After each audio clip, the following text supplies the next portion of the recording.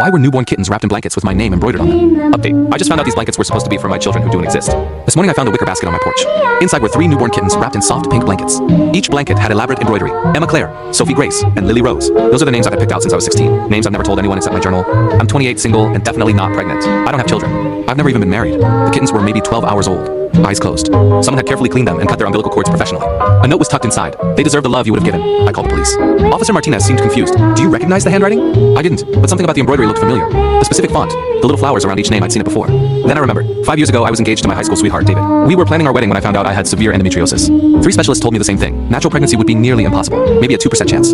David left 2 months later. Said he needed to think about his future. I found out through Facebook he married someone else within a year. They have 2 kids now. I was devastated. I spent months in therapy dealing with the loss, not just of David, but of the future I'd imagined.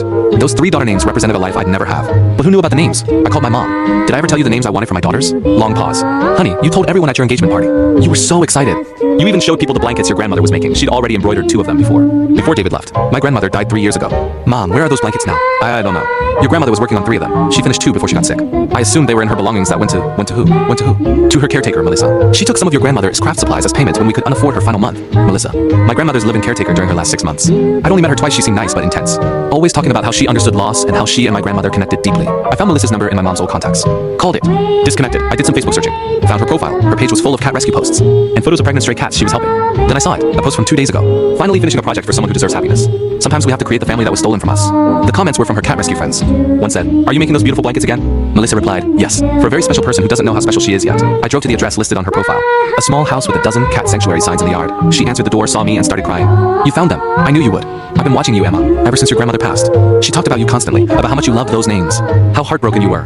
You took her unfinished blankets. She wanted me to complete them. She told me to give them to you when you were ready, when you could appreciate what they represented. They're cat blankets now, Melissa. No, they're hope. You can't have human babies, but you can have these babies. You can be their mother. Your grandmother would want this. She told me you needed purpose. The police are here now. Melissa's being evaluated. She had 17 more blankets in her house, all embroidered with names other people's chosen baby names that she'd somehow learned. She'd been leaving kittens wrapped in them at random houses for months. I'm helping people become mothers, she kept saying as they took her away. I'm keeping the 3 kittens. The blankets too. My therapist says it's unhealthy, but every time I look at them, Emma, Sophie, and Lily, I feel something I haven't felt in 5 years. Like maybe the universe gave me exactly what I needed, just not in the form I expected.